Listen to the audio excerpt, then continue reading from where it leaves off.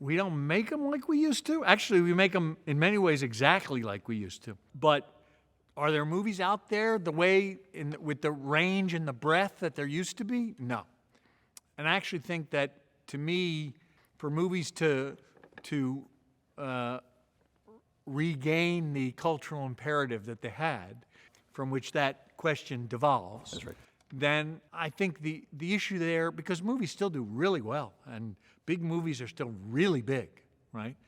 But what's missing at the moment, I believe, is a range and a breadth of originality. And to what the movies really need now is a very healthy dose, in my way of thinking, of originality. Well, that word has come up as we've put this story together with a couple of other interviews. Why is there a dearth of originality? Because there's right now we're in the era of movies always go through, you have to have a little history. I won't go quite back as far as your grandfather, although I could. There have always been eras, right? We're now here on the scenic art stage, which was a big part of the MGM era of the great musical, where because it was an MGM musical, it was a hit. Musicals right? like Singing in the Rain. Correct. And then we shot on this lot. We can take a walk, a little tiny picture called The Wizard of Oz. Yeah. And then there was an era where Westerns, because they were Westerns, they were great hits. And then because it was a Western, they weren't, right? Then we went through a sword and sandal era. When I first moved to Hollywood in the 80s, it was the big idea era, right? Twins.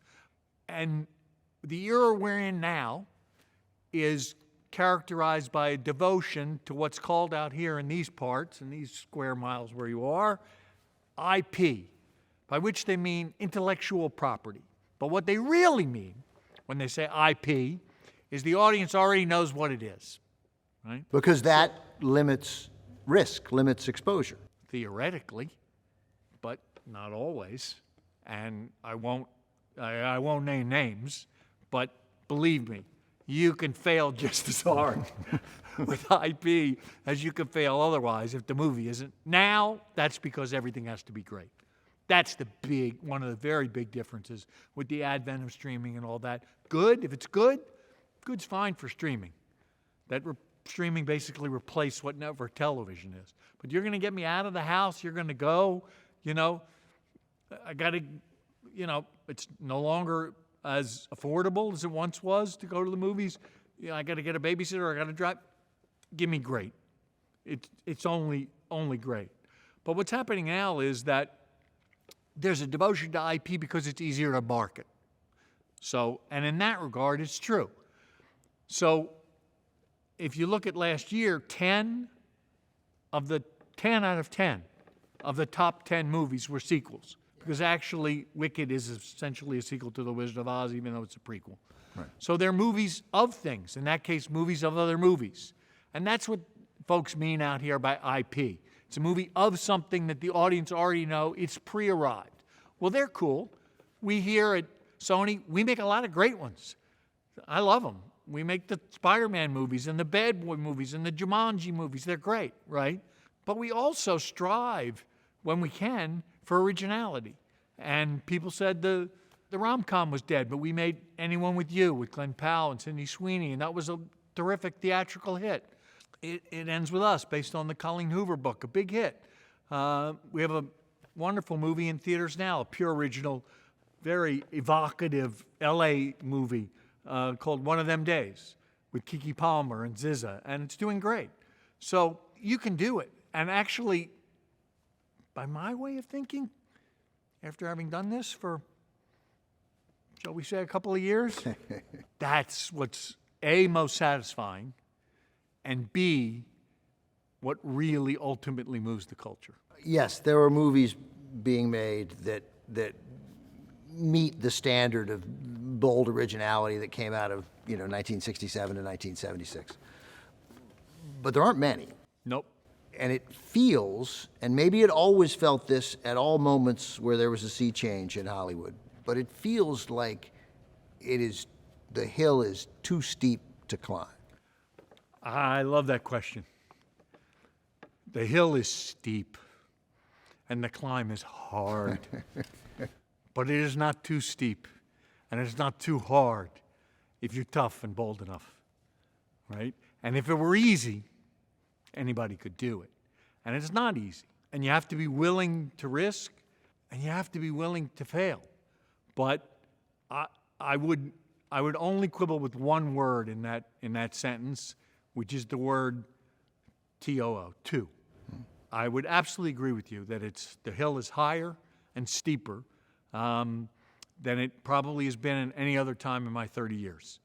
But it's not too much. It's not too much, you know. Tighten up your boots and climb.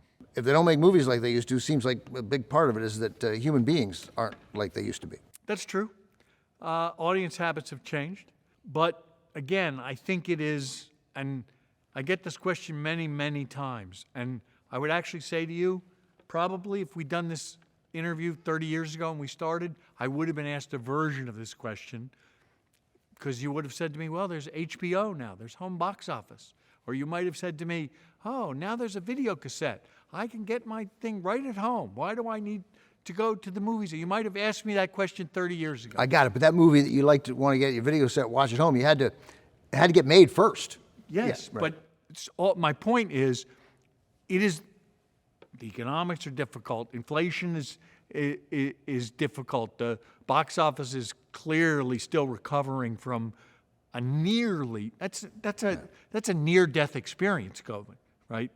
Not only can you just not go, if you go, you're going to get very ill, right? That's what COVID was. Right. And the box office is recovering, and then very unfortunately, extremely unfortunately, there were paralyzing strikes that took place, which I think was a terrible self-inflicted wound. So it is a recovery. But I don't argue with your premise, right, that there are fewer, shall we call them original breakthroughs in theaters. There are fewer movies, period, right? But there were fewer in the 90s than there were in the 40s and 50s. Correct. Yeah. So the word I think you're working towards is that it's an evolution. And it's absolutely an evolution of audience habit. And it's an evolution of the factory here and what the factory produces. What's disappointing to me is that I don't really see a way out of convincing people of my daughter's age. She's about to be 12. Like going to the theater and sitting with her eyes solely focused on that screen for an hour and 40 minutes, 2 hours and 10 minutes. You know, I got to twist her arm to do this. Whereas you and I, like, go to the movies. Yeah. The best. Yeah. So the answer to that is the bar has gotten higher. And those of us who believe in movies, who love movies, in my case, have devoted their entire adult life to movies. I've worked on over 500 films. What we have to do is raise our game. We have to raise the bar, okay? Because I'm willing to bet that, and it's easy here for me to plug, I will plug other companies' movies, right? I'm willing to bet your daughter was really interested in Inside Out. And I'm willing to bet that your daughter really wanted to see Wicked, right?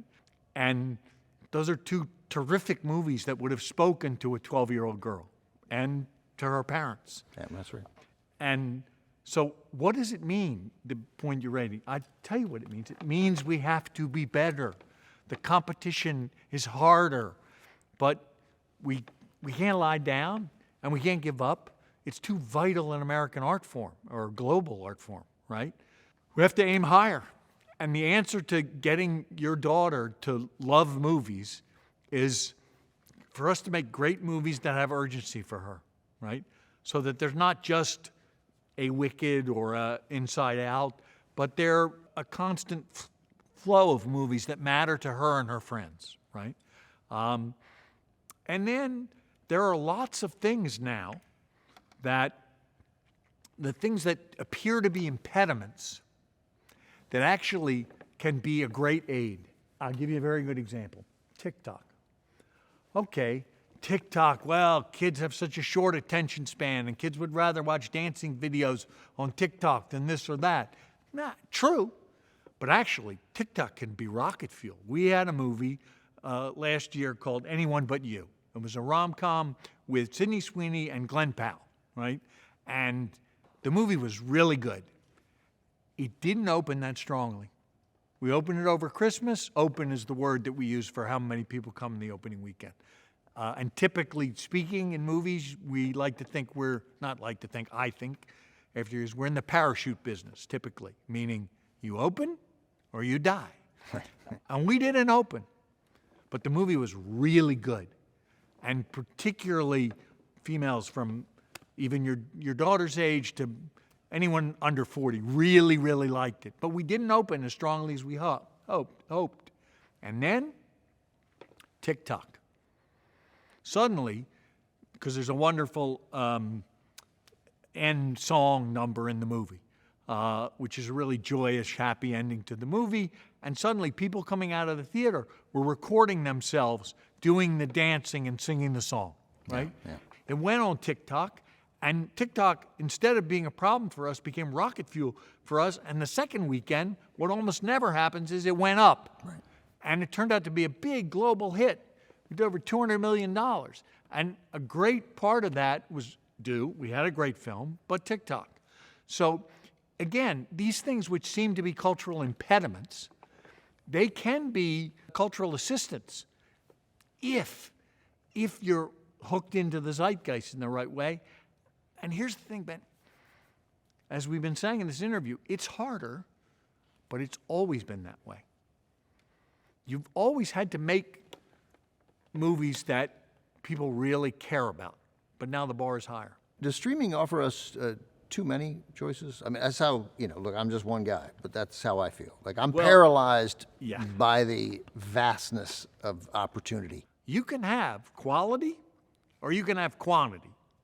It is extremely difficult, if not impossible, to have both quality and quantity together. What does streaming have? It has quantity.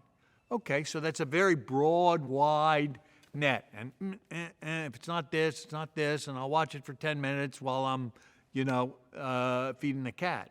It's like, it's a very low bar. So the mediocrity that is a lot of streaming actually is okay. It serves them. They're very good businesses for that, right? That's kind of the same way network television used to function, because there's a very, very low bar to entry. Movies are the opposite, okay? Movies have a very high bar to entry, so urgency, quality, all of those demands are much higher. But streaming has an entirely different model, and I would say to you serves a different purpose. Best show I've seen in the last year was Severance, which I had no intention of watching because I didn't like the title, and I thought it was too sci-fi-y for me. And I watched something on Apple TV, and I wanted to watch something else because my family was out of town, and I was like, I can't face finding something. I'm going to force myself. I can only do it on what I'm on now. Right. And so I was like, all right, I'll try Severance. And I managed to get past that feeling. I felt myself get anxious. Like, I can't, what am I going to go through 8 different services? I'm going to go through Prime and Netflix and HBO to find the thing I want? You've hit on a very, very significant difference between the streaming model and the theatrical model. And that difference is marketing, which is, and I would dare say now, there was a lot of marketing on the second season of Severance, And so this time around, you might have been aware and they might have focused more on you. But fundamentally, algorithms don't market. Algorithms serve, but they don't market. We market. Movie studios are the most sophisticated marketing organizations on planet Earth because we sell a new product every 2 or 3 weeks. We don't sell the same Coke. We're really, really good at it, right? And if we have a good product, if we have a good film, then we put a lot of effort and money and work behind interesting you. Streaming doesn't do that. You talk to, as I'm sure you must all the time, you talk to directors who make the kind of original movies, most good, but some that don't work, that make those kind of movies, who are frustrated in the current climate. What they've run up against is exactly that, is marketing, right? Is because if it's going to cost, let's say it's mid-sized movie costs $71 million, it's going to cost you another $50 million at least to market it. And more worldwide. And more, all right, okay, let's just double the number. 75 million, you're gonna spend another 75 million to market it, Yep. maybe more. And all of a sudden, it's a $150 million investment for this original idea, and it could be devastating. Yeah. So So the my high school coach pulled me aside once in 10th grade, and he grabbed my helmet, and he said to me, Rothman, no guts, no glory. Yeah. It ain't for the faint of heart, right? It ain't. You're damn right. And this is what I was saying earlier. For exactly that reason, we have way more risk than they have in the streaming economy. Because if something goes for streaming and it's okay and it's pretty good, you put it on there, you don't have any additional marketing money, right? And people will find it or not find it, and you're on a subscription model. They're not selling individual tickets. We are. But I will say that for risk comes reward, which is when you think of all of the vast amount of streaming content, how much of it really, and I'm talking specifically about movies, it's easier with series because people can catch up over time, but how many streaming movies really changed the culture? How many streaming movies did for the culture what Barbenheimer did, right? Not so many. Not any.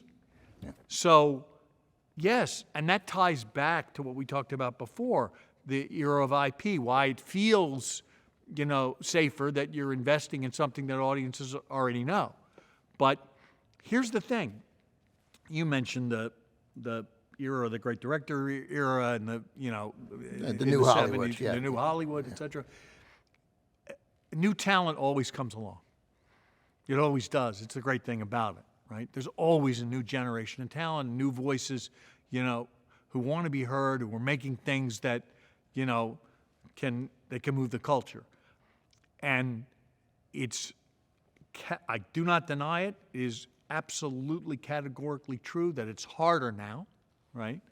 But there's another way to look at it too, which is I believe streaming and the breadth of stuff that's made also gives a lot of new talent a chance to get started and get going, right? And that's very important to the larger creative ecosystem. So I don't see, because what good would it to win, right? I don't, and streaming is very good for us. I will just tell you, it's very supportive of our economics. We have a wonderful deal with Netflix. One of the ideas I had right at the beginning of the story was one question I was going to ask everybody was like, what's a movie, right? Can you watch it on a phone? Is it a movie? You can. I think if I could rephrase the question for you, what's a movie experience? What's a movie? It's on your phone, it's a movie. So a movie is anything that has anything. a beginning, middle, and end. Middle and end. It could be an hour and a half short, to 3 hours. It could be 10 right, minutes long. Right, It's a short movie, right? What's a movie experience? A movie experience is not on your phone. A movie experience, and is a collective, big screen experience. You're there, you're in the dark, hopefully, God willing, especially if it's a Columbia movie, there are other people in the theater. But that's Sometimes a key component of it. You're sitting with strangers. You're correct. And you're having a collective experience. In a world now where everybody is isolated in their own little worlds on these things, not there, even if somebody's texting next to you. It's a communal experience. And you're enveloped in that experience. Now, is the experience good and satisfying? Are you laughing? Are you crying? Are you scared? If you are, and you're with other people, that's a magnifier. People are scared. People are laughing. People are leaning forward. They're moved. They're moved. They're moved. They're moved. That's a movie experience. You don't get that at home. You don't get that on the phone. That is a fundamental difference. And one of the reasons why I believe, though having said, definitely harder, bar definitely higher, why I believe, we're on a lot that's approaching being 100 years old with movies. Columbia just had its 100th anniversary. I believe that 100 years from now, movies what the version of that, what movie theaters will look like, but that collective big screen experience, dig this tape out. I bet it's still around.